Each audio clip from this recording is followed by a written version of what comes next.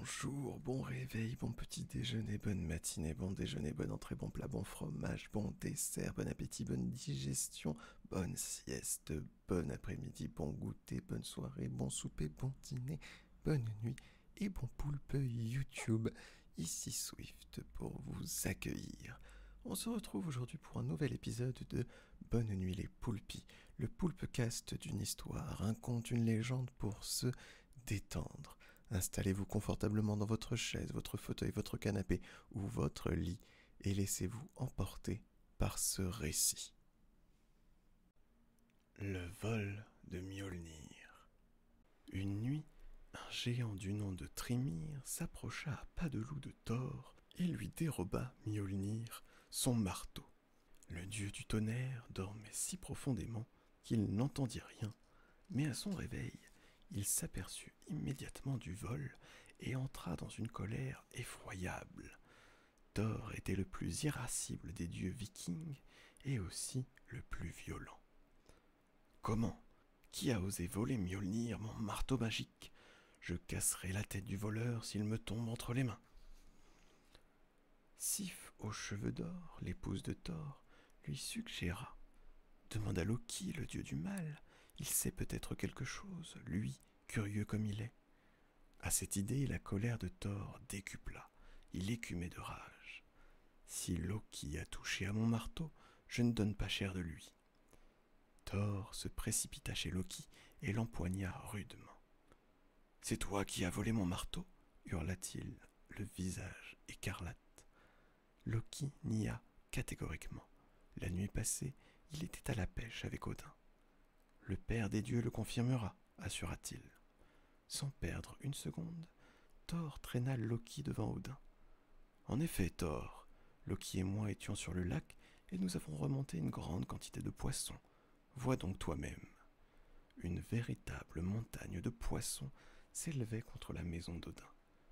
Thor s'excusa, ce qu'il faisait rarement, et demanda à Loki de l'aider à retrouver son marteau.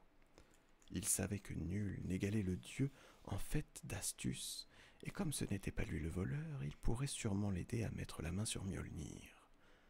Loki commença par se faire prier, mais Thor lui signifia que s'il refusait, il lui casserait le cou. Loki se métamorphosa donc en aigle et s'envola vers des pays lointains. Après quelques mois de voyage, il s'arrêta chez un géant. « Je cherche le marteau de Thor », annonça Loki à la créature gigantesque. « C'est moi qui l'ai volé », répondit le géant. « Mais je l'ai bien caché, et nul ne pourra le trouver sans mon aide. Thor ne le récupérera qu'en échange de Freya, la déesse de la beauté, dont je veux faire ma femme. » Loki ne sut quoi répondre. Il s'envola vers le pays des dieux et informa Thor de ce qu'il avait appris et de la condition dictée par le géant. Le dieu du tonnerre n'en croyait pas ses oreilles. À tout hasard, Loki et Thor allèrent chez Freya pour lui proposer l'échange. Comme on pouvait s'y attendre, la plus belle des déesses refusa catégoriquement de devenir la femme d'un géant. Elle se mit même à les insulter et fit un tel vacarme que tous les dieux apprirent le vol du marteau et les exigences du géant.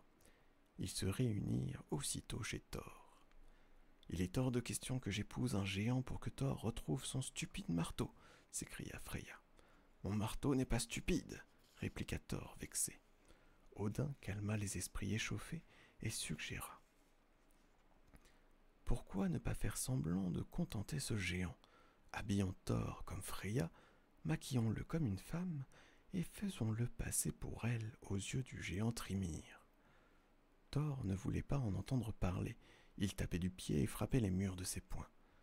Loki intervint. « Écoute, Thor, si tu veux vraiment récupérer ton marteau, tu dois faire un petit effort, un peu de bonne volonté. » Thor hurla, tempêta et, à la fin, accepta. On lui fit passer une longue robe qui cachait ses jambes, puis on le couvrit de bijoux, y compris de boucles d'oreilles. On lui farda le visage et on frisa ses cheveux blonds. 2 grosses pierres furent placées dans son chandail en guise de sein. Quelques heures plus tard, Thor était prêt. Les dieux se retenaient difficilement de rire en le regardant. Puis Loki proposa à Thor. « Je vais t'accompagner chez le géant. je servirai de témoin à ton mariage. Si vous voulez bien me donner la main, gentes dames. » Loki fit une grande révérence qui déclencha un fou rire général. Odin en pleurait et Freya n'était pas la dernière à se tenir les côtes. Loki et Thor se mirent en route. De rage, le dieu du tonnerre arrachait tous les arbres qu'il trouvait sur son chemin. Le géant les vit arriver de loin et se précipita à leur rencontre. Loki fit les présentations. « Voici Freya, qui accepte de devenir ta femme en échange de Mjolnir. » Thrymr les gratifia d'un sourire édenté, mais radieux, et s'éclipsa aussitôt pour charger ses esclaves des préparatifs du mariage. La noce fut l'occasion d'un grand banquet auquel le géant avait convié ses cousins et amis. À table, Thrymr et la fausse Freya étaient assis l'un à la gauche, l'autre à la droite de Loki. Thor fit honneur au mets, dévorant 2 bœufs entiers, 8 saumons et vidant 3 barils de bière. Thrymr en fut troublé. Comme elle mange et comme elle boit pour une jeune femme. Vif ainsi qu'à son habitude, Loki répliqua. Freya la douce était si émue à l'idée de t'épouser qu'elle n'a rien avalé depuis des jours. Le géant se contenta de cette explication et se pencha pour embrasser sa promise, mais il eut un mouvement de recul en croisant son regard chargé de haine. « Quel est ce feu qui brûle au fond de ses yeux ?» demanda Thrymr. L'astucieux Loki répondit.